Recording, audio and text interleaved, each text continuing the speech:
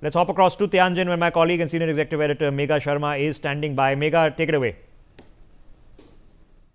Well, it's day one of the SCO summit here in Tianjin in China, and the number one priority of Prime Minister Narendra Modi, who has already arrived yesterday in China, is the meeting between Xi Jinping and him. It has commenced, and it is going to be important to note what are the outcomes that are going to be of this special engagement between the two heads of the states of India and China. Of course, India and China have been brought closer together in wake of the US tariffs that have been imposed unilaterally, and this is something that has been protested by India and by China time and again. China, in fact, has come out in full support of India in contesting these additional 25% tariffs that have been imposed.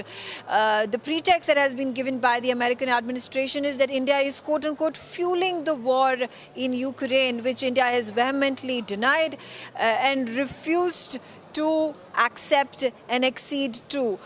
Of course, there at this point of time are points of convergence between India and China when it comes to trade and economic relations, and it would be interesting to note how the two countries are going to work their way up in building a mutually beneficial agreement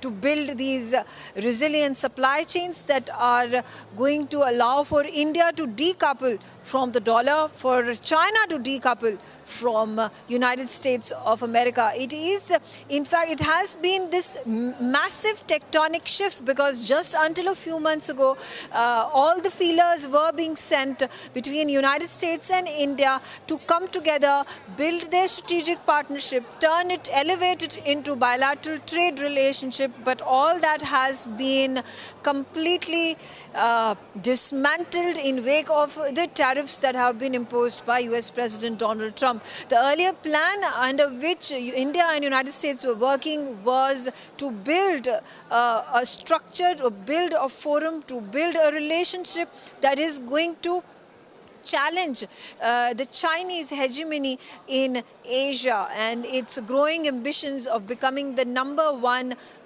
numero uno superpower of the world, to give to give a strong challenge to America. But with the tariffs that have now been imposed, there are a number of countries, including India, that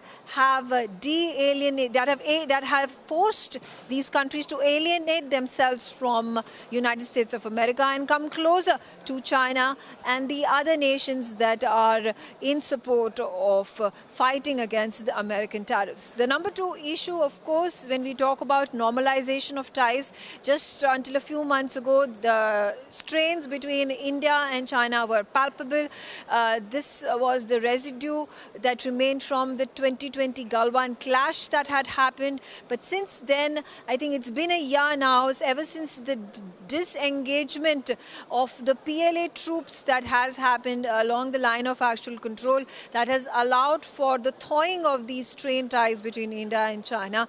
This was in fact coincided with Prime Minister Narendra Modi meeting President Xi Jinping on the sidelines of the Kazan BRICS summit that had taken place in October last year in Russia.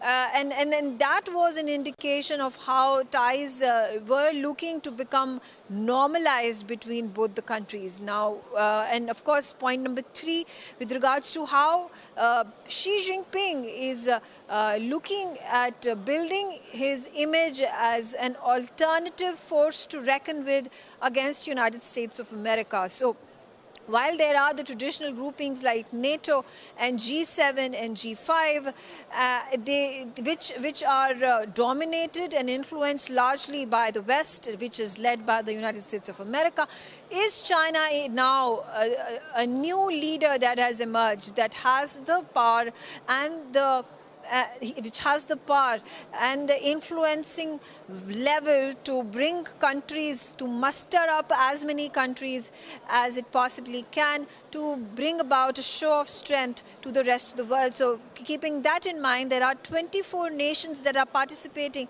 at the SCO summit. There are 10 member nations. The newest entrant to the 10-member nation SCO summit is the grouping is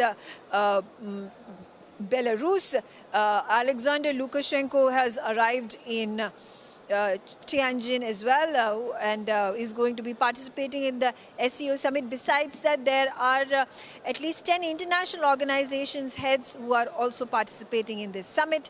There are dialogue partners, observer partners who are also participating in this summit. So 24 of those countries from not just from it's not just India, Russia, China, but it is also the Central Asian countries, Kazakhstan, Kyrgyzstan, Uzbekistan, Tajikistan. We also, like I said, the newest entrant, Belarus. We've also spoken about the Middle Eastern countries that are participating in it, which include Qatar, Kuwait, Saudi Arabia, UAE. We have Turkey, which is also a NATO member, which is an important which is an important participant. We have Azerbaijan that is also participating.